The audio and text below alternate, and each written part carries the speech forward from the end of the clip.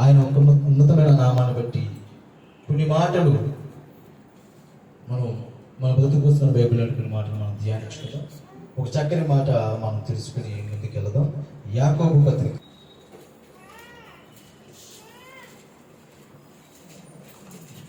పత్రిక మొదటి అధ్యాయం.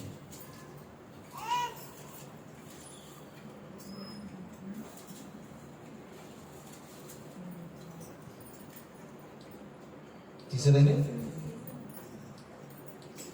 22వ వచనం చూద్దాం. 21 నుంచి అందుచేత సమస్త కల్మషమును విర్రవీగుచున్న దుష్టత్వమును మాని లోపల నాటబడి మీ ఆత్మలను రక్షించుటకు శక్తిగల వాక్యమును సాత్వికముతో అంగీకరించి మీరు విలువారు మాత్రమే ఉండి మిమ్మల్ని మీరు మోసపుచ్చుకొనకుండా వాక్య ప్రకారం ప్రవర్తించువారినై ఉండి. చాలండి, అది కూడా చదువుకోదు. ఎవరైనాను వాక్యమును విలువారై ఉండి దాని ప్రకారం ప్రవర్తింపని వారైతే వాడు అర్థములో తన సహజ ముఖము చూచుకొని మనుషుని పోలి ఉన్నాడు. ప్రియమైన దేవుని వద్ద యాకోబు గారు చేస్తున్న యొక్క హెచ్చరిక మాట మనం జాగ్రత్తగా ఆలోచించగలిగితే కనుక, వాక్యం అనేది మన హృదయంలోకి రాకముందు, వాక్యం అనేది మనం గ్రహించక ముందు, దేవుని యొక్క వాక్యంతో మన జీవితాలు రక్షింపబడక ముందు మనం ఎలా ఉండేవారమో లోకంలో మనకు తెలుసు. సమస్త కల్మషమును విర్రవీగుతున్న దుష్టత్వం మనలో ఉండేది. మనలో ఏముండేది? దుష్టత్వం. అంటే దుష్టత్వం అనేది ఎక్కడ ఉందంట? లోకంలో ఉంది. లోకంలో ఉన్నవారు అందరూ కూడా ఎవరి సంబంధులు? దుష్టుని సంబంధులు. అంటే ఒకప్పుడు మనము కూడా లోక సంబంధము, దుష్టత్వము, సమస్త కల్మషం కలిగేవారు. అవునా? మనం అందరం కూడా ఒకప్పుడు. కానీ ఇప్పుడు ఆ దుష్టత్వం నుండి, ఆ కల్మషం నుండి మనల్ని కలగడానికి మనలోకి ఏమొచ్చింది? వాక్యం వచ్చింది. మనలోకి ఏమొచ్చింది? వాక్యం వచ్చింది. ఇప్పుడు ఆ వాక్యము ఎలా మనలో విత్తబడింది? ఆ నాటబడిన వాక్యము మనలో ఎలా ఫలించాలి అంటే కనుక ఆయన చెప్తున్నాడు. ఒక హెచ్చరిక మాట రాస్తూ ఆయన అంటున్నాడు. ఏమన్నాడంటే, మీరు వినువారు మాత్రమే ఉండి మిమ్ముని మీరు మోసపుచ్చుకొనకుండా వాక్య ప్రకారము ప్రవర్తించి వారే ఉండండి. ఇక్కడ ఒక విషయాన్ని ఆయన మనకి ఖచ్చితంగా చెప్తున్నాడు. మనం వినువారు మాత్రమే ఉండి ఏం చేసుకోకూడదు? మనం మోసపుచ్చుకోకూడదు. మనం వినువారు మాత్రం ఏంటి? మనం మోసపుచ్చుకోకూడదు.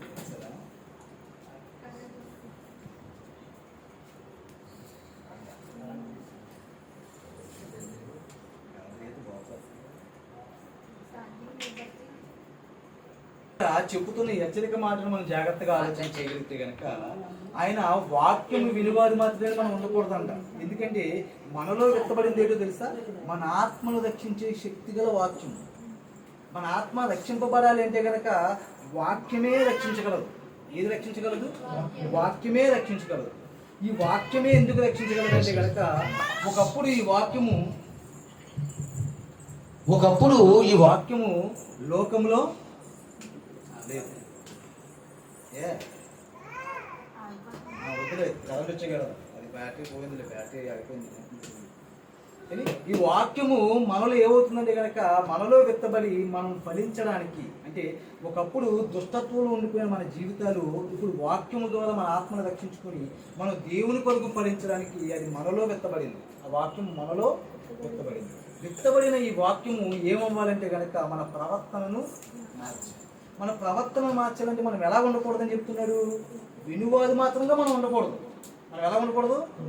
వినువారు మాత్రంగా మనం ఉండకూడదు. వినువారు మాత్రంగా అంటే ఈరోజు అందరూ చాలామంది సంఘాల్లోకి వెళ్ళిన వాళ్ళు అందరూ వింటున్నారు, వాక్యం వింటున్నారు. వాక్యం వినేవారుగా ఉంటే కనుక మనం దేవుడికి అవసరం లేదు. మనం ఎలా ఉండాలంటే కనుక, విత్తబడిన వాక్యము మనలో ఏం చేయాలంటే మన ఆత్మని రక్షించేదిగా మన ప్రవర్తన మార్చాలి. అది మన ప్రవర్తన మార్చకుండా అది వినేసి విడిచిపెట్టేలా ఉంటే కనుక మన ఆత్మ రక్షింపబడదు. మన ఆత్మ రక్షింపబడదు. అందుకే ఈ వాక్యాన్ని ఏమన్నారంటే యేసుక్రీస్తు వారు, ఇది అక్షయ ఆహారం. అక్షయ ఆహారం అంటే ఇది ఎల్లప్పుడూ జీవింపజేసేదండి. కింద వారం మనం చదువుకున్నాం కదా, అక్షయాహారం అంటే ఈ లోకానికి వచ్చి జీవాహారాన్ని నేనే అన్నాడు యేసుక్రీస్తు. నేనే ఈ లోకానికి వచ్చిన జీవాహారాన్ని నేనే. నన్ను తిని నన్ను త్రాగువాడే రక్షింపగలవాడు. అంటే ఈరోజు యేసుక్రీస్తు వారు ఏదైతే వాక్యాన్ని పరలోకం నుండి తీసుకొచ్చారో ఆ వాక్యాన్ని మన యొక్క ఆత్మ రక్షణకి మన హృదయాల్లో విత్తబడ్డది. ఎందుకంటే ఒకప్పుడు మన హృదయం ఎలా ఉందంటే యేసుక్రీస్తు వారు చెప్తున్నారు. ఎక్కడంటే మత్తయి సువార్త 15వ అధ్యాయము, మనం లోకంలో ఎలా ఉండేవారమో వాక్యం అనేది మన హృదయాన్ని వెలిగించక ముందు, వాక్యం అనేది మన హృదయంలో విత్తబడక ముందు ఎలా ఉండేదో ఆయన చెప్తున్నాడు. మత్తయి సువార్త 15వ అధ్యాయము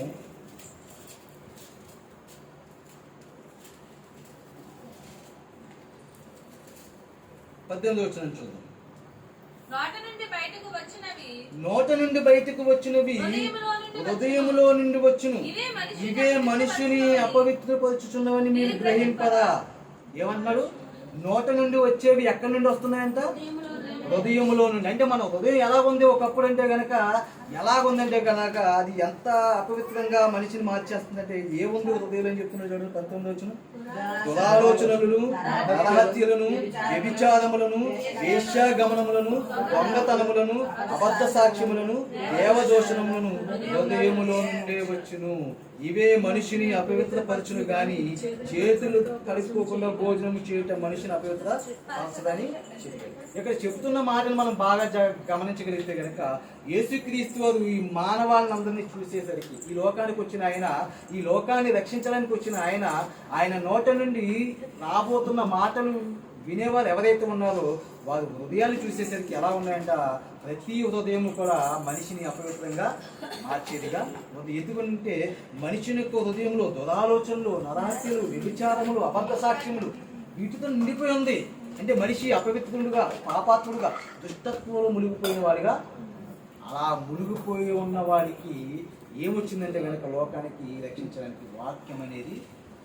ఆ వాక్యం ఎలాగొచ్చింది అంటే కనుక మనకు తెలుసు యోహాను సువార్తలో, ఆ వాక్యమే శరీరధారిగా మన మధ్య నివసించడానికి కృపా సత్య సంపూర్ణుడుగా మన మధ్య అవునా.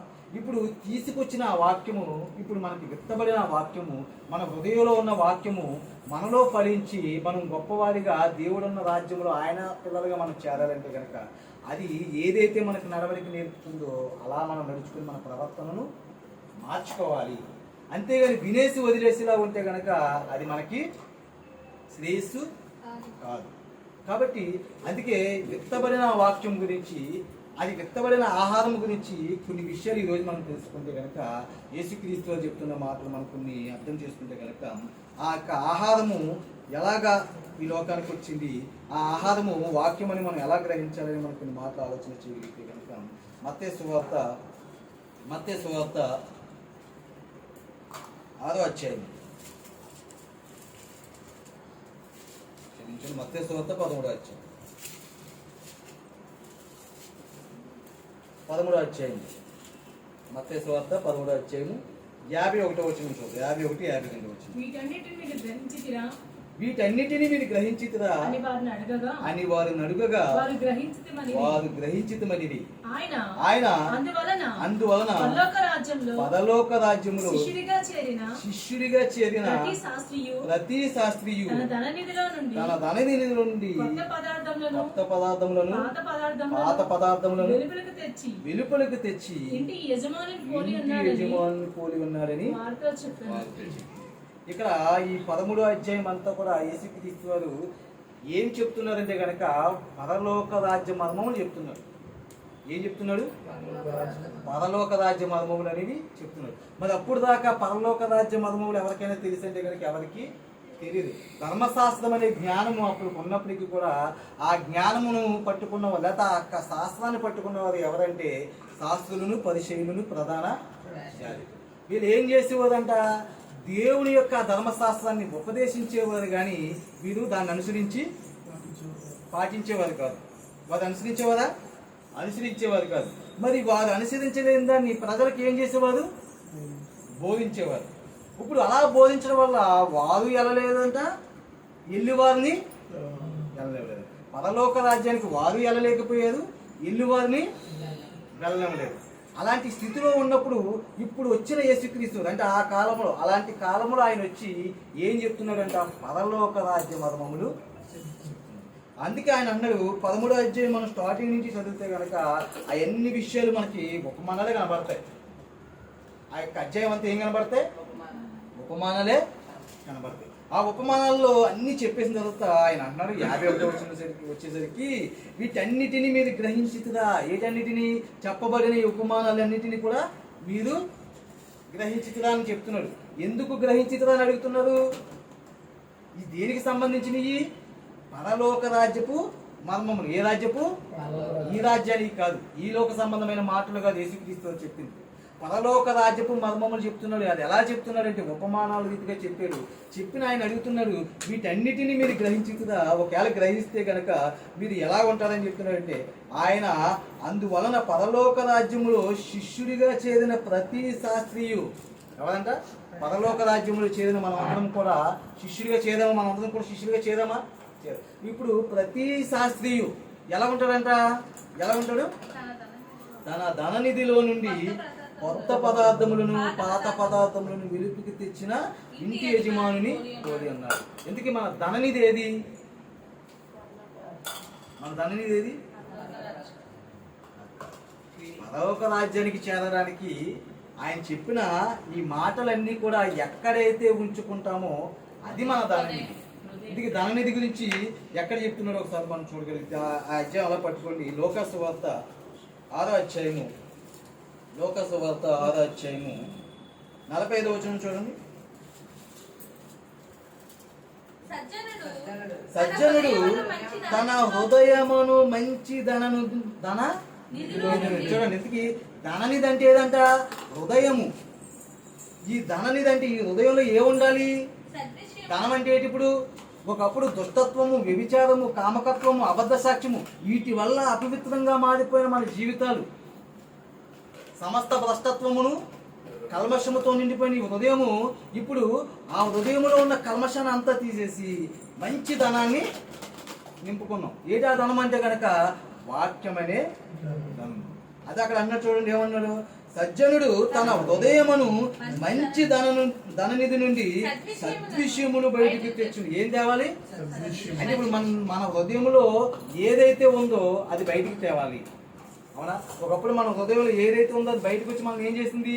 అపవిత్రులుగా చేసింది. ఇప్పుడు మన హృదయంలో ఏముంది అంటే కనుక నిజంగా మన సజ్జనులు అయితే కనుక, మనం నిజంగా యేసుక్రీస్తు వారి మాటలు అనుసరిస్తే కనుక, యేసుక్రీస్తు చెప్పిన వాక్యాన్ని మనలో ఒక నింపుకొని మనం ఆ వాక్యం ప్రకారం మనం ప్రవర్తించగలిగితే కనుక మనం సజ్జనులమే. మనం ఎవరం? సజ్జనులమే. అందుకే ఇక్కడ ఏమన్నాడంటే కనుక ఇక్కడ మత్తయి సువార్తలో ఏమన్నాడు? శిష్యుడిగా చేరిన ప్రతి శాస్త్రియు తన ధననిధి నుండి కొత్త పదార్థములు. అంటే కొత్త పదార్థములు అంటే ఇది మంచి. ఇప్పుడు మన శరీర ఆరోగ్యానికి మనం ఎలాంటి ఆహారం తీసుకుంటాం? మంచి ఆరోగ్యకరమైన పోషకాలతో కూడిన ఆహారం తీసుకుంటాం. ఈ ఆహారము చాలా మంది సెలబ్రిటీస్ అయితే, ధనవంతులు అయితే, సినిమా యాక్టర్లు అయితే, లేకపోతే ఈ లోకంలో గొప్పవారిగా పిలువబడుతున్న వారు సెలబ్రిటీస్ కాబట్టి ఈ లోకంలో వారి శరీరం పాడవకూడదు, వారి అందం పాడవకూడదు, వారి యొక్క శరీర దారిద్ర్యం పెరగకూడదు. ఇవన్నీ ఉండాలంటే కనుక వారు ఆరోగ్య నియమాలు పాటిస్తారు. అంటే ఆహారం కొరకు వారు తీసుకునే నియమాలు చాలా ఖచ్చితంగా ఉంటాయి. అంటే ఈ సమయంలో ఈ జ్యూస్ తీసుకోవాలి, ఈ సమయంలో ఈ కూరగాయ తినాలి, పచ్చి కూరగాయలు తినాలి, ఇది తినాలి, ఏ చాలా పాటిస్తారు. అలా పాటించబట్టి వారు ఏం చేస్తారంట? శారీరకంగా ఆరోగ్యంగా ఉంటారు. వాళ్ళకి ఏం పెరగదు? శరీరం పెరగదు. సినిమా యాక్టర్స్ చూసేదండి, కొంతమంది సినిమా యాక్టింగ్ చూస్తే మనం ఎప్పుడో 20 సంవత్సరాల క్రితం చూసినప్పుడు కూడా ఇప్పుడు అలా ఉంటారు. ఎవరో మైక్ లేదు కాబట్టి ఎన్ని మాట్లాడు? మహేష్ బాబు, రవితేజ, నాగార్జున, ఈ సినిమా చూడండి. వాళ్ళు ఏంటి మీరు ఇంకా 20 సంవత్సరాలు వచ్చినా ఇంత యవనంగా కనపడుతుంది అనేసి యాంకర్ ఫస్ట్ అడిగి ఏంటి తెలుసా? మీరు ఏం తింటారండి అని ఏంటి ఏమడుగుతుంది? మీరు ఏం తింటారు అంటే వారు ఏం తింటున్నారు? మీరు ఇంకా అంత ఆరోగ్యంగా ఉండడానికి, మీరు ఇంకా అంత యవనంగా ఉండడానికి అని వాస్తవానికి చూడగలిగితే కనుక ఆహార పదార్థాలు అనేవి ఏం చేస్తాయి? మనిషిని ఆరోగ్యంగా ఉంచుతాయి. అంటే ఆహార పదార్థం అంటే ఏది పడితే అది కాదు, కానీ వారు కొంతమంది ఎక్స్పర్ట్స్తో, అంటే ఎవరైతే గొప్పగా ఆరోగ్య సూత్రాలు చెప్పేవారు ఉంటారో వారిని అనుసరించి వారు చెప్పిన పదార్థాలు చక్కగా తీసుకుని వారి ఆరోగ్యాన్ని కాపాడుకుంటారు. అవునా? అంటే ఎవరైతే ఇప్పుడు చూడండి మంతిన సత్యనారాయణ ఇలాంటి వారు ఏం చేస్తారంటే చాలా మందికి ఇలాంటి క్లాస్లో చెప్తూ ఉండి చక్కటి ఆరోగ్యాన్ని వారికి అందిస్తూ ఉంటారు. అలాగా ఎలాగైతే తన శరీర ఆరోగ్యాన్ని పెంచుకోకుండా, తన అందము కోల్పోకుండా కొంతకాలమైనా నిలబెట్టుకోవడానికి వారు చేస్తున్న ప్రయత్నంలో వారు తింటున్న ఆహార పదార్థాలు ఎలాగైతే వారికి సహకరిస్తున్నాయో, అలాగే ఇప్పుడు యేసుక్రీస్తు వారంట లోకములో అప్పటికి ధర్మశాస్త్రం ఉన్నప్పటికీ కూడా ధర్మశాస్త్రం కలిగిన వారు ధర్మశాస్త్రాన్ని అనుసరించి జీవించలేదు. అలాగని వారు ధర్మశాస్త్రం విన్ని బ్రతికే వారిని కూడా పరలోక రాజ్యానికి వెళ్ళేవారికి వాళ్ళని తీర్చిదిద్దలేదు. మరి ఇప్పుడు ఎందుకు ఇక్కడ చెప్తున్నాడంటే కనుక యేసుక్రీస్తు వారు వచ్చిన తర్వాత ధర్మశాస్త్ర సంబంధమైన విషయాలు చెప్పడం లేదు. ఏం చెప్తున్నారు ఆయన గురించి ఒకసారి అదే అధ్యాయం ఫస్ట్కి వచ్చేస్తే, మత్తయి సువార్త 13వ అధ్యాయము ఫస్ట్కి వచ్చేస్తే 11వ వచనం. పరలోక రాజ్య మర్మములు ఎరుగుట మీకు అనుగ్రహింపబడి ఉన్నది కానీ వారికి అనుగ్రహింపబడలేదు. చూడండి, ఎందుకు ఏంటండి ఇవి? పరలోక రాజ్య మర్మములు ఎవరికి అనుగ్రహింపబడినవంట? శిష్యులకి. ఎందుకు వారికి అనుగ్రహింపబడినవి ఆ మర్మములు? పరలోక రాజ్య మర్మములు అంటే దానికి సంబంధించిన మాటలు, దానికి సంబంధించిన వాక్యము. అది వారికి అనుగ్రహింపబడలేదు. ఎవరికి? వారంటే దేవుడు ఒకప్పుడు ఇశ్రాయేలుకి ఇచ్చాడు ధర్మశాస్త్రాన్ని. ఎవరికి ఇచ్చారు? ఇశ్రాయేలుకి ఇచ్చారు. వారు దాన్నే పాటించలేదు. చాలా మందికి ఏం చెప్తున్నారంట, మీరు ఎలా చేయండి, మీరు ఎలా చేయండి, మీరు అలా బ్రతకండి, అలా బ్రతకండి, మీకు ఇది బాగుంటుంది అని చెప్తున్నారు. కానీ అందులో ఒక్క వాక్యాన్ని వాళ్ళు నెరవేర్చిన వారిగా లేదు. కానీ వాళ్ళు ఎలా ఉన్నారంటే చెప్పేవారుగా ఉన్నారు కానీ చేసేవారుగా లేదు. అలాంటి సమయంలో యేసుక్రీస్తు వారు వచ్చి మీరు వారి వలె ఉండకండి, ఇప్పుడు నేను చెప్తున్న సంగతులు మీలో నాటబడిన తర్వాత వీటిని అనుసరించి మీరు బ్రతకాలి. ఇది మీలో ఫలించాలంటే మీరు వినువారు మాత్రమే ఉండకూడదు. మీరు ఏం చేయాలి? వాటి ప్రకారం ప్రవర్తించువారుగా ఉండాలి. కానీ ఒకప్పుడు అలా లేదు వైద్యం వాళ్ళకి. ఒకప్పుడు శాస్త్రులతో లేకపోతే ప్రధాన యాజకులతో వారికి వైద్యం అలాగా అందలేదు. ఇప్పుడు వచ్చిన ఈ వైద్యుడు ఏం చేస్తున్నాడంటే కనుక సరైన క్రమంలో ట్రీట్మెంట్ చేస్తున్నారు. ఎవరు? యేసుక్రీస్తు. ఎలా చేస్తున్నారంట, మీరు వినే సంగతులు వారికి అనుగ్రహింపబడలేదు కానీ మీకు అనుగ్రహింపబడి, ఎందుకంటే మీరు వినే సంగతులు పరలోక రాజ్య మర్మములు అని వీటిని చెప్పుకుంటూ వస్తూ వారి గురించి ఏమన్నారు చూడండి 16వ వచనంలో. అయితే మీ కన్నులు చూచుచున్నవి కనుక అవి ధన్యములైనవి, మీ చెవులు వినిచున్నవి కనుక ధన్యములైనవి. ఈ మాటలు ఒకప్పుడు ఎవరు లేదండి బాబు. ఏంటనుకున్నది ఈ మాటలు అంటే మీ ఆత్మను రక్షించు మాటలు. నేను ఇస్తున్న ఈ ఆహారం ఏంటంటే మీ ఆత్మను రక్షించగలిగేది ఇదే. మీరు వినిచున్నారు కనుక మీరు ధన్యులు. అంటే వినివారుగా ఉన్నారా? అంటే వినేసేవారుగా ఉన్నారా? విడిచిపెట్టేలా ఉన్నారా? అలా ఉంటే పైన లేఖనాన్ని ఎత్తి చెప్తున్నారు ఆయన, ఈ ప్రజలు కన్నులారా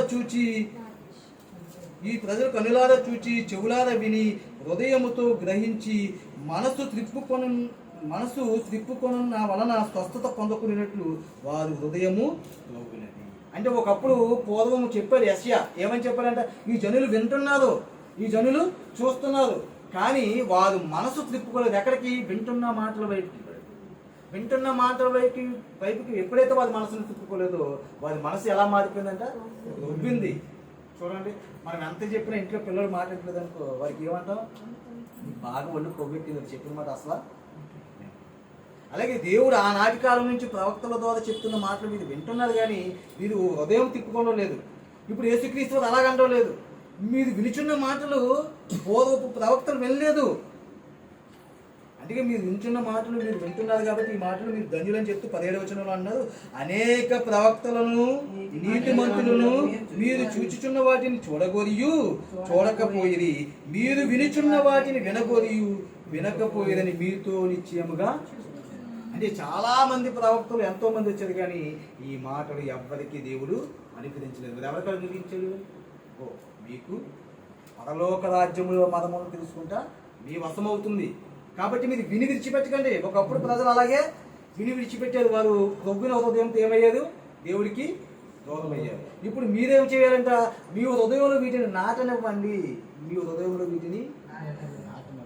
వీటిని మీ హృదయంలో ఫలింపనివ్వండి అంటే కనుక నాటబడాలంటే కనుక ముందు వింటున్న మనం శ్రద్ధగా విని దాన్ని గ్రహించాలి. వాక్యాన్ని గ్రహించాలండి. వాక్యాన్ని గ్రహించి దానికి అనుకూలంగా మన యొక్క శరీరాన్ని, మన ప్రవర్తన మనం ఏం చేసుకోవాలి? లోపరుచుకోవాలి. లోపరుచుకొని ప్రవర్తించినప్పుడే అది మనకి ఏం చేస్తుంది? చక్కటి సమాధానాన్ని మన జీవితానికి అనుగ్రహిస్తుంది.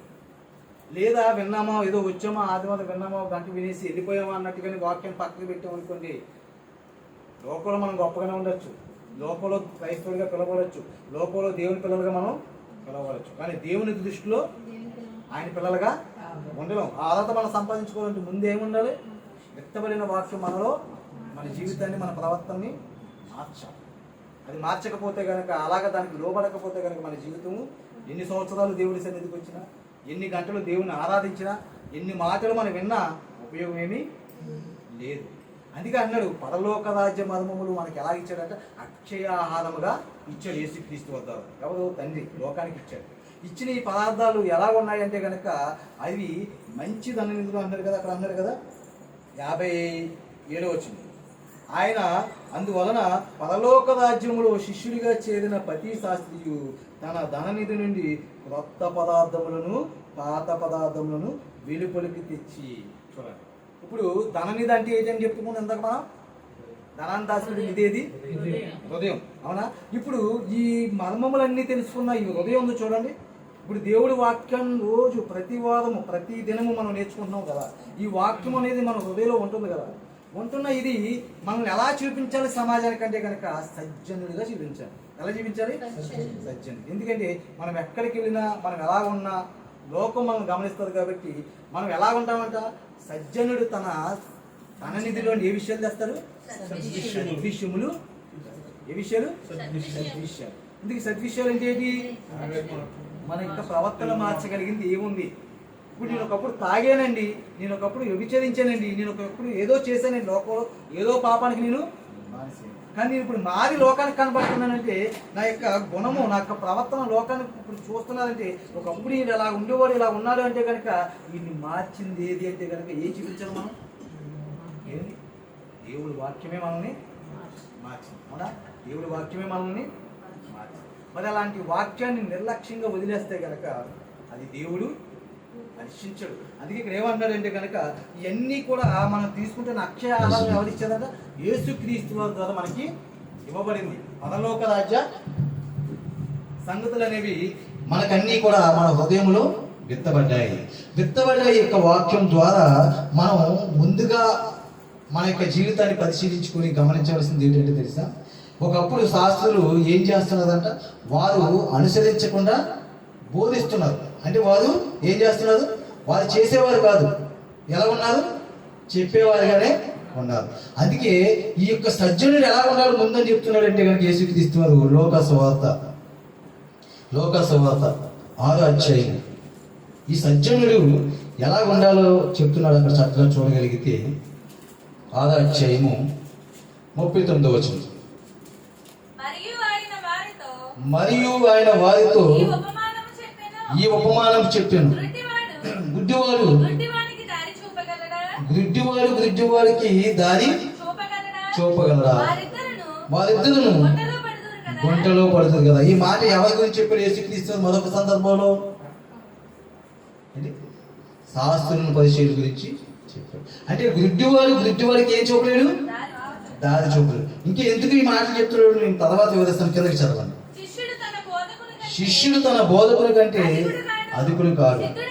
సిద్ధుడైన ప్రతి వాడును తన బోధకుని వలె ఉండును. నీవు నీ కంటిలో ఉన్న దూలమును ఎంచక నీ సహోదరుని కంటిలో ఉన్న నలుసును చూడనేలా? నీ కంటిలో ఉన్న దూలమును చూడక నీ సహోదరునితో, సహోదరుడా నీ కంటిలో ఉన్న నలుసును తీసివేయనిమ్మని నీవు ఎలాగూ చెప్పగలవు? వేషధారి, మొదట నీ కంటిలో ఉన్న దూలమును తీసివేయము, అప్పుడు నీ సహోదరుని కంటిలో ఉన్న నలుసును తీసివేయుటకు నీకు తేటగా కనబడును. చాలు. ఇక్కడ చెప్తున్న ఈ విషయాన్ని మనం జాగ్రత్తగా ఆలోచించగలిగితే కనుక చాలా విషయాల్లో మనం ఏం చేస్తామంటే కనుక మనలో ఉన్న లోపాన్ని గుర్తించం. మనలో ఉన్న లోపాన్ని గుర్తించం. కానీ ఎదుటి వారికి ఏం చెప్తాం? సలహాలు చెప్తాం. ఎదుటి వారికి నీతులు చెప్తాం. ఎదుటి వారికి ఏవో చెప్తాం. అలా చెప్పగలిగే స్థితిలో మనం ఉండకూడదు. మనం ఏం చేయాలంటే ముందు మనలో ఉన్న లోపాన్ని సరి చేసుకోవాలి. ఎందుకంటే నువ్వు గుడ్డివాడిగా ఉండి అంటే నువ్వు ప్రవర్తించవు, నువ్వు మాట్లాడవు, అలాగా నువ్వు చెయ్యు, నీలో ఉన్న లోపం నువ్వు సరి చేసుకో. కానీ ఎదుటివాడికి అన్ని విషయాలు నువ్వు అలా మాట్లాడాలి, నువ్వు అలా జీవించాలి, నువ్వు ఇలా చెయ్యాలి అని మనం ఏం చేస్తుంటాం? సలహాలు ఇస్తుంటాం. అలా ఇవ్వడం కాదు, ముందు నీలో వ్యక్తపడిన వాక్యం చేత నువ్వు ఏమవ్వాలంటే కనుక నిన్ను నువ్వు సరి చేసుకోవాలి. ఎందుకంటే ఒకప్పుడు ఇచ్చిన మాటలు ఏవైతే ఉన్నాయో, ఒకప్పుడు ఇశ్రాయేలుకి ఇచ్చిన మాటలు ఎవరైతే శాస్త్రులు పరిశీలన చెప్తున్నారో వారు కూడా అలాగే చేశారు. అందుకే ఇక్కడ ఏమని చెప్తున్నారంటే, మీరు గుడ్డివారే ఉండి గుడ్డివారికి త్రోవ ఎలాగా చూపించగలదు, నీవు నీ కంటిలో ఉన్న దూలమును ఎంచక. 41 వచ్చిన ఏమంచాలి? ముందు నీ కంటిలో ఉన్న దూలాన్ని నువ్వు ఎంచాలి. నీలో ఉన్న లోపాన్ని నువ్వు ఏం చేసుకోవాలి? సరి చేసుకోవాలి. నీలో ఉన్న లోపాన్ని నువ్వు సరి చేసుకోవాలి. తర్వాత ఇంకేమన్నాడు? సహోదరుని కంటిలో ఉన్న నలుసును చూడని ఎలా ఏం చేయాలి? ముందు నీలో ఉన్న దూలాన్ని తీసుకుని అప్పుడు నీ సహోదరుని ఉన్న కంటిలో నలుసు నువ్వు తీసివేయగలవు. అవునా? మనలోనే పెద్ద దూరం అంటే ఎదుటి కంటిలో నలుసు చూడడానికి ఏం చూస్తాం? చూడగలవా? చూడలేం. అందుకే మనకి ఏమి నేర్పిస్తున్నాడంటే గనక సజ్జనులుగా మనం మారాలంటే గనక ముందు మన యొక్క హృదయాన్ని మార్చుకోవాలి, మన ప్రవర్తన మారిపోవాలి. మన ప్రవర్తన అంతా కూడా వాక్యాన్ని అనుసరించి ఉండాలి. అలా ఉండగలిగితే అప్పుడు మనము ఎదుటి వారికి ఏం చేయొచ్చు? వారి కంటిలో ఉన్న నలుసును చూడవచ్చు. నీ కంటిలో ఉన్న దూలమును చూడక నీ సహోదరుడా నీ కంటిలో ఉన్న నలుసును తీసివేయమని నీవెలాగో చెప్పగలవు. చూడండి, ఎదుటివాడి కంటిలో ఎదుటివాడి ఉన్న లోపాలను నువ్వు ఎలాగా సరిచేయగలవు? వాడు ఏం చూస్తాడు? ముందు ఒక్కోసారి మనం కూడా ఎదుర్కొంటాం సమాధానాలు. ఏమంటే ముందు నీ జీవితం నువ్వు చూడరా, ముందు నీ పని నువ్వు చూసుకోరా, ముందు నువ్వు ఆ చేయడం మానేరా, అప్పుడు నాకు చెప్తున్నాను అంట. అవునా? ఎందుకంటారు ఆ మాట? ఎందుకు అనిపించుకోవాలి ఆ మాట? మనం ఒకసారి రాజశేఖరని చెప్పాడు ఒక విషయం. ఏ విషయం అంటే, గాంధీ గారి దగ్గరికి ఒక తల్లి ఒక గడ్డని తీసుకుని వచ్చిందంట. ఎవరు తీసుకుని వస్తే ఎందుకు ఆ అబ్బాయికి ఉన్న అలవాటు ఏంటంట? బెల్లం అనుకుంటా, ఏదో మొత్తం స్వీట్ ఎక్కువగా తినడం అలవాటు అప్పటికి. అది తినడం అలవాటు అయితే గాంధీ గారి దగ్గర తీసుకొచ్చి, అయ్యా నేను ఎన్నోసార్లు చెప్తున్నాను కానీ నాకు ఒకటి అలవాటు మానుకోలేకపోతున్నాడు, మీరు చెప్తే వింటారేమో, మీరు చెప్పండి అని చెప్పేసి అంటే, అప్పుడు గాంధీ గారు అన్నారంట, ఒక వారం వరకు పోయిన తర్వాత తీసుకుని రమ్మన్నారు. ఎందుకు ఈ మాట అన్నారని అప్పుడు బయటికి వెళ్ళి ఆలోచిస్తుంది కానీ వాళ్ళకి అర్థం కాల. కానీ తర్వాత వారం వరకు పోయిన తర్వాత తీసుకొచ్చిన తర్వాత, నువ్వు స్వీట్ తినడం మానేదా లేకపోతే పందాలు తినడం మానేది, ఏదో అతనుకున్న బలహీనతను మానేమని చెప్పారు.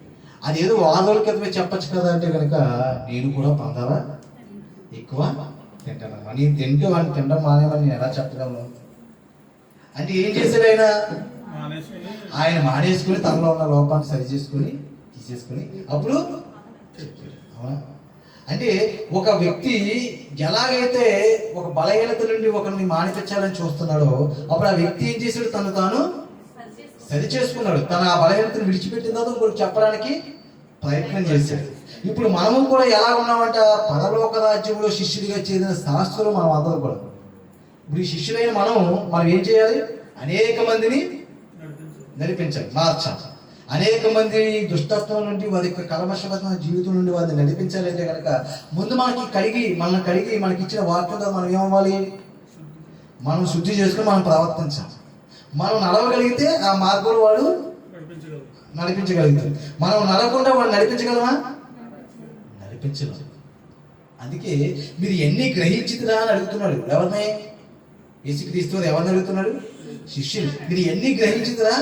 గ్రహిస్తే గనక అప్పుడు చెబుతున్నాడు, పరలోక రాజ్యములో శిష్యుడిగా చేరిన ప్రతి శాస్త్రియు తనలో అంటే తన ధన నిధులు ఉంచుకున్న ఆహార పదార్థాలు ఏదైతే మంచి పదార్థాలను, కొత్త పదార్థాలను, పాత పదార్థాలను బయటికి తెచ్చిన యజమానిని పోలి ఉన్నాడు. ఇందుకే ఆ కొత్త పదార్థాలు, పాత పదార్థాలు బయటికి తెచ్చిన యజమాని ఎవడు? యేసుక్రీస్తు.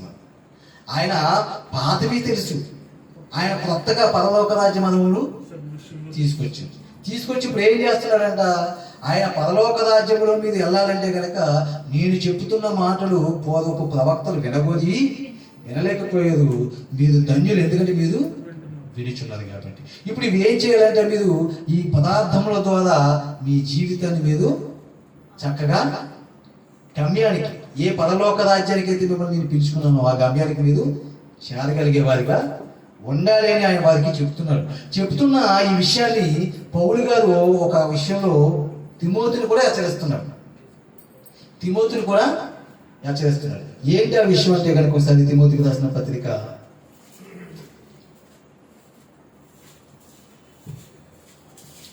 2వ పత్రిక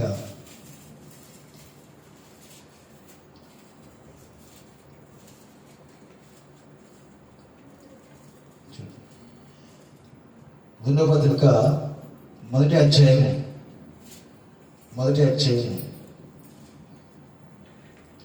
13వ వచనం చూద్దాం. క్రీస్తు యేసునందు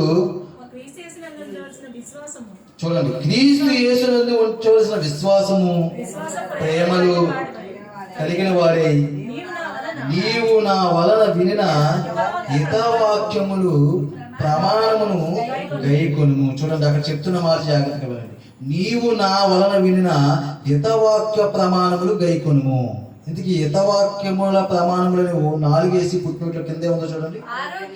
ఆరోగ్యకరమైన వాక్యం. ఇందుకు తన ధననిధిలో నుండి కొత్త వాటిని, పాత వాటిని తీయమన్నాడు కదా యేసుక్రీస్తు గారు. ఇందుకు వాక్యం అనేది మనకి ఏంటి? యేసుక్రీస్తు గారు ఇస్తున్న ధనం, అవునా? ఆ వాక్యాన్ని తీసిన తర్వాత కొత్తది పాతది కూడా తీసామన్నాడా? ఇప్పుడు కొత్తది ఏంటి, పాతది ఏంటంటే కనుక ఆరోగ్యకరమైన వాక్యం మనం తీసుకోవాలి. మీకు అర్థమవుతుందా? ఆరోగ్యకరమైన వాక్యం ఏంటంటే కనుక చెప్తున్నాడు, క్రీస్తు యేసునందు ఉంచవలసిన విశ్వాస ప్రేమలు గలవాడవై. ఏంటంట? విశ్వాస ప్రేమలు గలవాడవై. విశ్వాసములోను దేవుడు ఏదైతే చివరికి మిగిల్చాడు? ప్రేమ. ఆ ప్రేమలోను నీవు నా వలన వినిన హితవాక్య ప్రమాణములు అవి కలిగి నీవు ఉండాలంటే కనుక నీవు ఏదైతే విన్నావో నువ్వు నా ద్వారా ఏదైతే విన్నావో నా వలన వినిన హితవాక్య ప్రమాణములు గైకొనుము. నీకు అప్పగింపబడిన మంచి పదార్థములలో చూడండి ఏమని చెప్తున్నారు. ఇందుకు ఏం అప్పగించాలంటే పదార్థములు ఆయనకి మంచి పదార్థములు. ఏ పదార్థములు అయ్యి? ఏ పదార్థములు? దేవుడు ఏదైతే మన ధననిధిలో ఉంచాడో పదార్థములు, ఆ పదార్థంలో మంచి పదార్థములు అంటే మంచి పదార్థములు అంటే హితవాక్యములు. హితవాక్యములు అంటే నిన్ను విశ్వాసములో ప్రేమలో నడిపించేవి. నిన్ను విశ్వాసములో ప్రేమలో నడిపించి ఆ మంచి పదార్థములు ఆ యొక్క హితవాక్య ప్రమాణములు గైకొనుము. నీకు అప్పగింపబడిన ఆ మంచి పదార్థములు మనలో నివసించు పరిశుద్ధాత్మ వలన కాపాడము. వాటిని ఎలా కాపాడుకోవాలంట? దేవుడు ఏ ఆత్మ అయితే మనకి ఇచ్చాడో ఆ పరిశుద్ధాత్మ ద్వారా కాపాడుకోవాలి. వాక్యం మనలో ఎప్పుడు ఉండాలంటే పరిశుద్ధాత్మ తోడుగా మనకి ఉండాలి. అంటే పరిశుద్ధాత్మ ద్వారా నీవు ఎన్న హితవాక్యాలను ఏం చేసుకోవాలి? కాపాడుకోవాలి. పరిశుద్ధాత్మ ఎప్పుడు మనకి తోడుగా ఉంటాడు? ఆ విన్న వాక్యము నిన్ను కాపాడాలన్నా, నీ యొక్క ఆత్మను పరలోకానికి చేర్చాలన్నా ఆ వాక్యాలు నీలో ఉండాలంటే పరిశుద్ధాత్మతో వాటిని కాపాడమంటున్నారు కదా. అవి కాపాడగలగాలంటే కనుక ఆ వాక్యాలు నీలో ఉండాలంటే కనుక నువ్వేం చేయాలి? విని విడిచిపెట్టేవాడిగా ఉండకూడదు. వాటిని అనుసరిస్తేనే పరిశుద్ధాత్ముడు మీకు తోడుగా ఉంటాడు. ఎఫెసీ రాసిన పత్రికలో అంటాడు, మీలో నివసిస్తున్న పరిశుద్ధాత్మను ఎందుకు దుఃఖపడతాడు? నువ్వు వింటున్న వాక్యాన్ని విడిచిపెడుతున్నావు, వాటిని అనుసరించి జీవించడం నీకు రావడం లేదు. నువ్వు ఎప్పుడైతే జీవించకుండా వాటిని విడిచిపెడతావో అప్పుడు పరిశుద్ధాత్ముడు కాపుదల మనకి ఏముండదు, తోడే. అప్పుడు ఆయన దుఃఖపడతాడు. దుఃఖపడుతూ ఉంటాడా? దావీదు ఒకసారి తప్పు చేశాడు. తప్పు చేసిన తర్వాత పశ్చాత్తాపంతో ఆయన అన్నాడు, ఆయనలో ఉన్న పరిశుద్ధాత్మని దూరం చేస్తుంటే, దేవా నాలో నుండి నీ పరిశుద్ధాత్మను తీసివేయకము అంటాడు. అంటే దావీదుకు తెలుసా, దావీదు దేవారాధనలు దాన్ని ధ్యానించేవాడు. దావీదు గొదులు కాసుకుంటున్నామని తీసుకెళ్లి దేవుడు సింహాసనం ఇచ్చాడంటే, సింహాసనం ఇచ్చిన తర్వాత కూడా దావీదు ఏం చేశాడు, పాపం చేశాడు. ఎలా పడిపోయాడు పాపంలో అంటే కనుక, ఇదిగో దేవుడి యొక్క హితవాక్యాన్ని ఏం చేశాడు, త్రోసిపుచ్చాడు. అందుకే మనకి ఏమి నేర్పిస్తున్నాడు యేసుక్రీస్తు, మనకి ఇచ్చిన పరలోక రాజ్యపు పదార్థాలు ఏవైతే, వాక్యం ఏదైతే ఉందో ఆ వాక్యం మన ఆత్మని రక్షించగలిగే శక్తి కలిగినది. అది ఎప్పుడు శక్తి కలిగి మనల్ని రక్షిస్తుంది మన ఆత్మ అంటే కనుక, అవి నిరంతరము మనలో ఉంటూ మన ప్రవర్తనని మార్చగలిగినప్పుడు, మనం మార్చుకోవడానికి ప్రయత్నించినప్పుడు. నిజంగా వాక్యం అంటే భయము భక్తి అంటే మనం ఏం చేస్తామండి, మార్చుకుంటాం. అవునా, మన ప్రవర్తన మనం మార్చుకుంటాం. అదే మార్చుకోకుండా ఈరోజు వినేసాము, విడిచిపెట్టేసాము, మన ప్రవర్తనలో ఏ యొక్క మార్పు రాలేదు. ఈరోజు ఏదో ఒక చక్కటి హితవాక్యాన్ని మనం ఉన్నాం.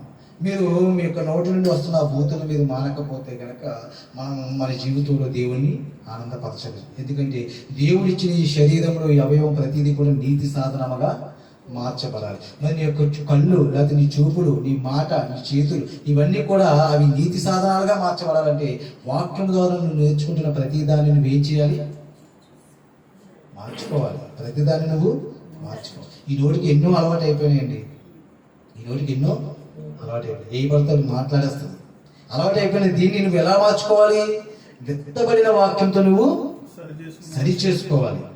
అంతేగాని ఏదో చేసేలా వినేసాను, అక్కడ విడిచిపెట్టేసేలా ఇక్కడికి వచ్చి మళ్ళీ మామూలు అయిపోతున్నాం అనుకో లోకంలో. ఇక మనం ఏముంది, ఫలించేది ఏమీ లేదు, మన ఆత్మను రక్షించుకునేది ఏమీ లేదు. ఎందుకంటే నువ్వు నమ్మగలగాలి. ముందు ఏమి నమ్మగలగాలి అంటే కనుక, నువ్వు యేసుక్రీస్తు వారిని నువ్వు ఎదగాలి, ఆయన నమ్మగలగాలి. ఆయన ఎదిగి మనం నమ్ముతున్నామంటే, ఆయన ఎదిగి మనం నమ్మలేకపోతున్నాం. ఏదో యేసుక్రీస్తు వారి గురించి అంటే సంఘాల్లో పెద్దగా వారికి ఏదో దేవుడు లోకానికి వచ్చి ఏదో మన గురించి చనిపోయాడు, ఆయన మనకి రోగాన్ని తీశాడు, మనకి ఏదో జాబులు ఇచ్చాడు, పెళ్లి చేశాడు అని అనుకున్నాం. ఆయన ఎదగడం అంటే కనుక, ఆయన చెప్పిన బోధ వల్ల నీ జీవితంలో మార్పుని ఎలా పొందుకోవాలంటే కనుక, పౌలు ఎదిగాడంటే యేసుక్రీస్తు. ఎదిగిన తర్వాత ఆయన ఎదిగి తన వెనకాల తన వెంబడిస్తున్న శిష్యులైన తిమోతికి చెప్తున్నాడు ఈ మాట. ఇంతకీ పౌలు ఏం ఎదిగాడు అక్కడ చెప్తున్నాడు చూడండి, 12వ వచనం. ఆ హేతువు చేత ఈ శ్రమలు అనుభవించుచున్నాను గాని నేను నమ్మిన వారిని ఎరుగుదును కనుక సిగ్గుపడను. ఆయన నమ్మాడు. ఎవరు నమ్మాడు? యేసుక్రీస్తుని నమ్మాడు. ఆ నమ్మిన వారిని నేనేం చేశాను, ఎదిగాను. నమ్మడం అంటే మామూలుగా నమ్మేసుకోలేదు కదా. రోగం పోయిందని నమ్మేసుకోలేదు, ఆయన ఉద్యోగం వచ్చిందని నమ్మేసుకోలేదు, స్వస్థత వచ్చిందని నమ్మేసుకోలేదు. ఆ నమ్మిన వాడిని ఎదిగాడంట. ఎలా ఎదిగాడు? ఆయన ఈ లోకానికి రావాల్సిన క్రీస్తుని ఎదిగాడు. ఆయన ఈ లోకానికి వచ్చి తన యొక్క ఉన్నతమైన ఆ బోధ వల్ల అనేక మందిని మార్చగలడు. ఆయన మాటలే నిత్య జీవపు మాటలని ఆయన గ్రహించాడు కాబట్టి, ఆయన ఎదిగాడు కాబట్టి నమ్మి ఆయన ఏమన్నాడు చూడండి, ఆయనకు అప్పగించుకున్నాడు. అంటే ఏం అప్పగించుకున్నాడు చూడండి, ఎరుగుదును గనుక సిగ్గుపడను. నేను ఆయనకు అప్పగించిన దానిని ఆ దినము వరకు ఆయన కాపాడగలడని ఆయన నమ్మి ఎంతగా నమ్ముతున్నాడంటే ఆయనకి ఏదో అప్పగించాడంట. పౌలు గారు ఏం అప్పగించాడు? ఎందుకు అప్పగించాడు? ఆయనకి రాబోతున్న ఒక దినం ఉంది, ఉగ్రత దినం. ఆ ఉగ్రత దినం నుండి దాన్ని ఆయన ఒక్కడే కాపాడగలడు.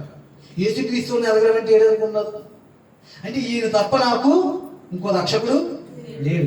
నన్ను నశించిపోతున్న నా ఆత్మను కాపాడగలిగే శక్తి ఈయనకే ఉంది. ఆయన ఎదిగాడు. పౌలు అదే అన్నాడు. ఏమన్నాడు? మళ్ళీ చదువుతా అదే మాట. నేను అనుభవించుచున్న ఈ శ్రమలు చూచి, అదే ఈ శ్రమలను అనుభవించుచున్నాను కానీ నేను నమ్మిన వారిని ఎరుగుదును కనుక సిగ్గుపడను. ఆయన సిగ్గుపడేవారుగా లేరు. ఎందుకంటే ఆయన నమ్మిన వాడిని ఆయన ఎదిగాడు. నేను ఆయనకు అప్పగించిన దానిని రాబోచున్న ఆ దినము వరకు ఆయన కాపాడగలడని రూఢిగా.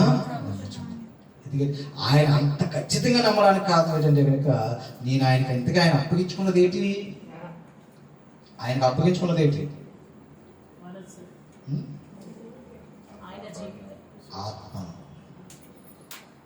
నశించిన దాన్ని వెతికించి రక్షించడానికి ఆత్మ కదా. ఇప్పుడు మనలో ఎత్తబడిన వాక్యం ఏమన్నాడు యాకోబు పత్రికలో 20 ఏమన్నాడు?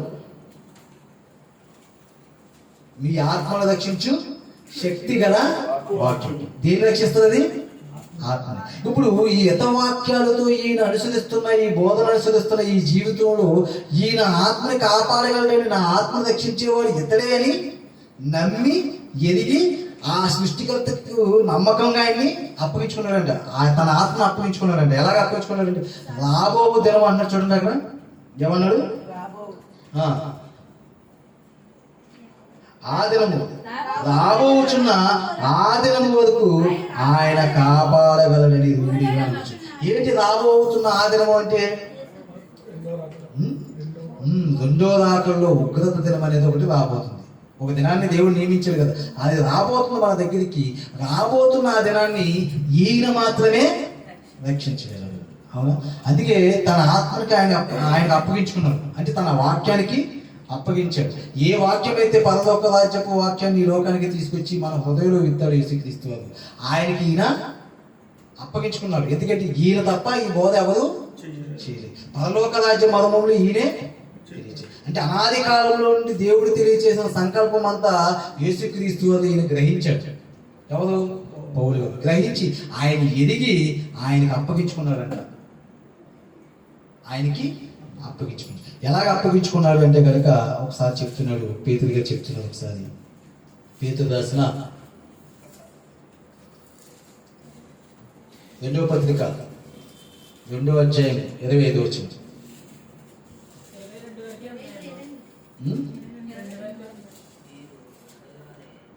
2వ పత్రిక 2వ అధ్యాయం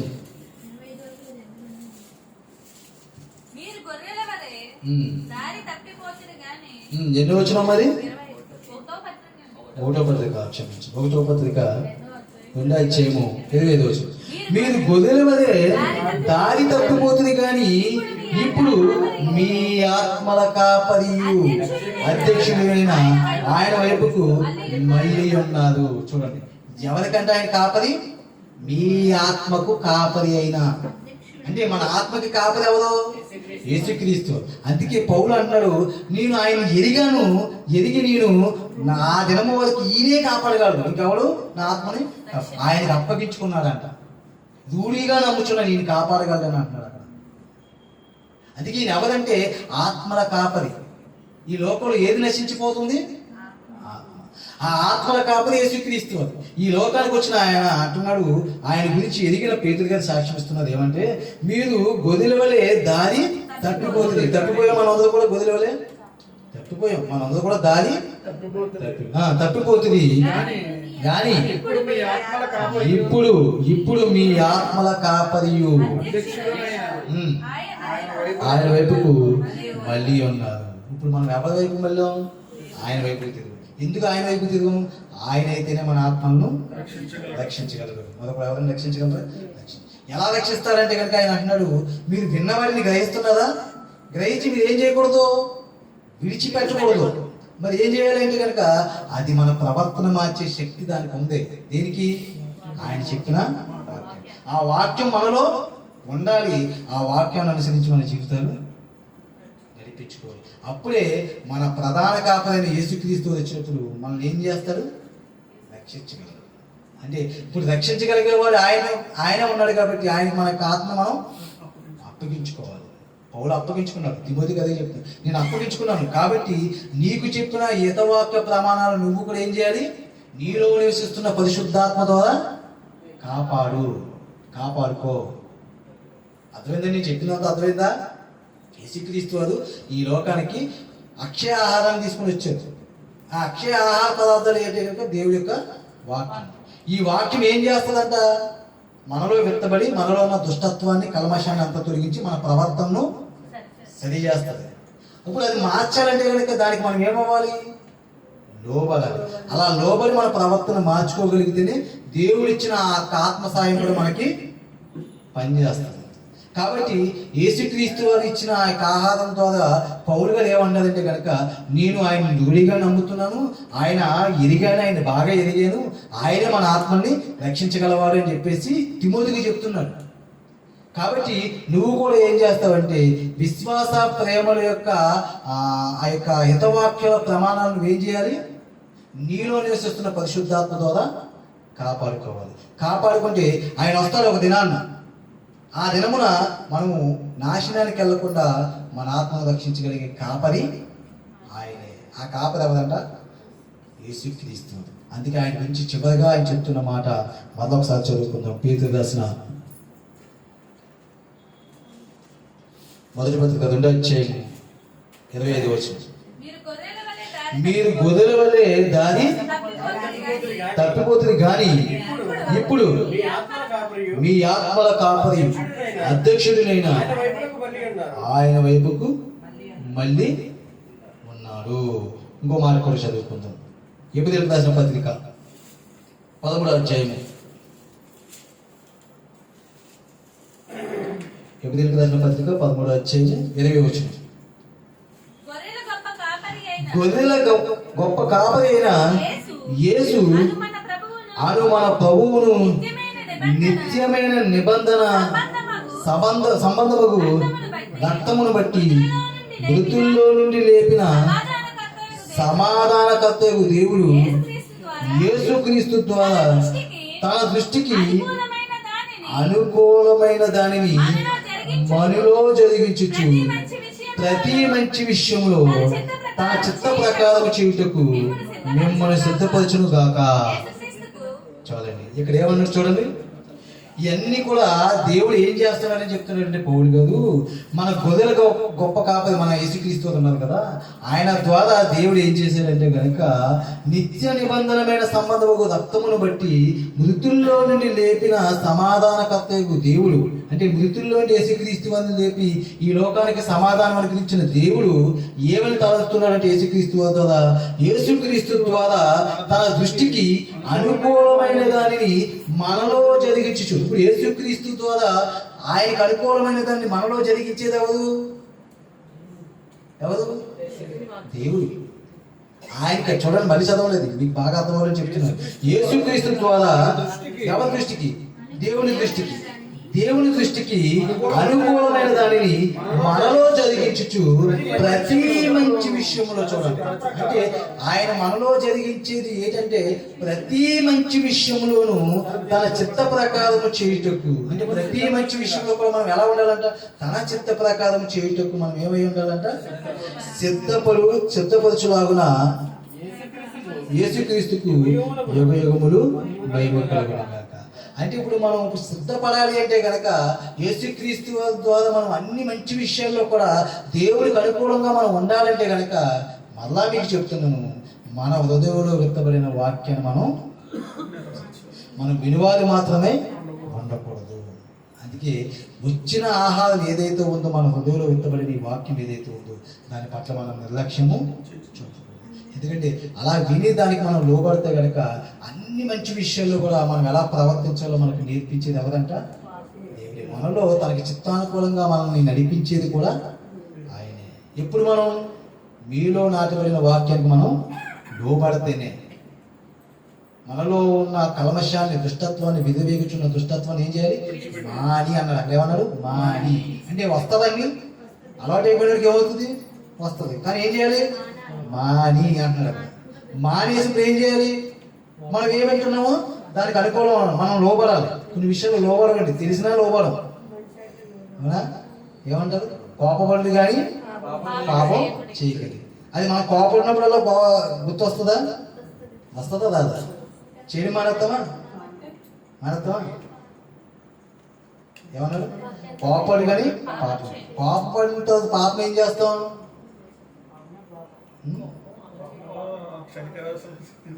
అవునా? కోపం ఎక్కడికైనా. కాబట్టి అలాగ పాపానికి నువ్వు వెళ్ళిపోకుండా అంటే కోపపడను కానీ పాపం అంటే కొన్ని విషయాలు మనం మానుకోలేము. కోపం వస్తుంది కానీ అది ఎక్కడికి తీసుకెళ్ళిపోతుందో చెప్పాడు. కాబట్టి వచ్చిన నువ్వు ఏం చేయాలి? మానేయాలి. అందుకే దుష్టత్వాన్ని ఏం చేయాలి? కల్మషాన్ని దుష్టత్వాన్ని మాని అప్పుడు నీళ్ళు వెతుకుని వాక్యం ఉంది కదా, దానికి నువ్వు లోబడగలిగితే అది నిన్ను కాపాడు. అలాగా అప్పుడు మన ప్రవర్తన అంతట్లో మనం దుష్టత్వానికి మళ్ళీ వెళ్ళిపోకుండా మళ్ళా మనల్ని ఎక్కడికో నాశనానికి అది తీసుకెళ్లకుండా ఉండాలంటే కనుక నీలో ఎత్తబడిన వాక్యమే నిన్ను కాపాడుతుంది. దానికి నువ్వు లోబడాలి. అలా లోబడినప్పుడు ఇదిగో మనలో ప్రతి మంచి విషయానికి అంట దేవుడు అంటే మనం ఏం చేస్తాడంట, తనకు అనుకూలంగా సిద్ధపరుస్తాడంట. మనం తనకు అనుకూలంగా సిద్ధపరుస్తాం. మనకు ఆయనకు అనుకూలంగా సిద్ధపరచాలంటే మనం లోబడాలి. ఒక సామెతల గ్రంథంలో అంటాడు, మనం అన్ని విషయాల్లో కూడా తండ్రి అనే దేవుని యొక్క అధికారానికి లోబడాలి. అవునా? అంటే ఆయన యొక్క వాక్యానికి లోబడాలి. అలా లోబడగలిగితే సత్ప్రవర్తన కలిగి మనం ఒక రోజు ఆ రాబోతున్న దినము ఏదైతే భయంకరమైన దినం ఉందో అప్పుడు మన ఆత్మని రక్షించే యేసుక్రీస్తు ఎదుట నిలబడగలం. ఆయనకు అప్పగించుకోండి మన జీవితం, ఆయనకి ఇచ్చేయండి మన జీవితం. ప్రభువా నా జీవితాన్ని నీవే నడిపించు, ప్రభువా నా జీవితంలో నీ వాక్యమే ఫలింపు చేసేలాగా కాపాడు, ప్రభువా నా జీవితంలో నీకే సర్వాధికారం ఇచ్చి నేను నీకు లోబడుతున్నాను అని ఒప్పుకోండి. చెప్పబడుతున్న మాటను హృదయంలో విత్తిన దాన్ని ఫలించేలాగిన నిరంతరం దాన్ని ధ్యానించుకొని దేవుని కొరకు ఉన్నతంగా అడుగులు వేయండి. దేవుడే మిగిలిన పని చేస్తాడు. ఆయనే మనలో అనుకూలమైన ప్రతిదాన్ని సిద్ధపరిచి మనల్ని నడిపిస్తాడు. దేవుడి మాటలు మీకు గుడిలో జీవించడానికి చిన్న ప్రార్థన చేసుకుందాం. మహాగణుడా, ప్రేమగల మా తండ్రి, కృపగల మా దేవ, నీకే వందనాలు, స్తుతులు, స్తోత్రం చెల్లిస్తున్నాను తండ్రి. ఇదిగో తండ్రి, ఈ లోకంలో తండ్రినైనా మీ బిడ్డలుగా మేము జీవించడానికి తండ్రి ఒకనాడు తండ్రినైనా లోకము ఎరగని మాటలు తండ్రి, లోకానికి తెలియని సంగతులు తండ్రి ఈ లోకానికి మీ కుమారుడు వచ్చి తెలియజేసి తండ్రి మాలో ఉన్న దుష్టత్వాన్ని, కల్మషాన్ని, మాలో ఉన్న పాపాన్ని నాయన తొలగించి తండ్రి నాయన ఉన్నతమైన నాయన మీ మాటలు తండ్రి మా ధననిధిలో, హృదయం అనే ధననిధిలో తండ్రి ఆయన విత్తినప్పుడు తండ్రి ఆ మాటలు నేను విడిచిపెట్టేవారికి మేము ఉండకుండా విని గ్రహించి తండ్రి మా జీవితాల్లో వాటిని అవలంబించేవారిగా మేము ఉండినట్లయితే తండ్రి అది ఒక రోజు మమ్మల్ని రక్షిస్తుంది, మమ్మల్ని కాపాడుతుంది తండ్రి. ఈ రోజునైనా సంఘాలలో తండ్రి నైనా ఎన్నో మాటలు తండ్రి మేము నేర్చుకుంటున్నాం, కానీ తండ్రి విన్నదానిలో తండ్రి నైనా జ్ఞానాన్ని వెతుకుతున్నాం, విన్నదానిలో తండ్రి నైనా అనేకమైన లోపాలు వెతుకుతున్నాం తండ్రి. ఎదుటివారి జీవితాల్లో లోపాలు ఎదుగుతున్నాం మేము తండ్రి. మా జీవితాల్లో తండ్రి మీ వాక్యాన్ని అనుసరించి జీవిస్తున్నాం లేదో తండ్రి మమ్మల్ని మేము పరిశీలించుకునే వారిగా మేము ఉండట్లేదు, క్షమించండి. మరి ముఖ్యంగా తండ్రి ఈ సమయంలో తండ్రి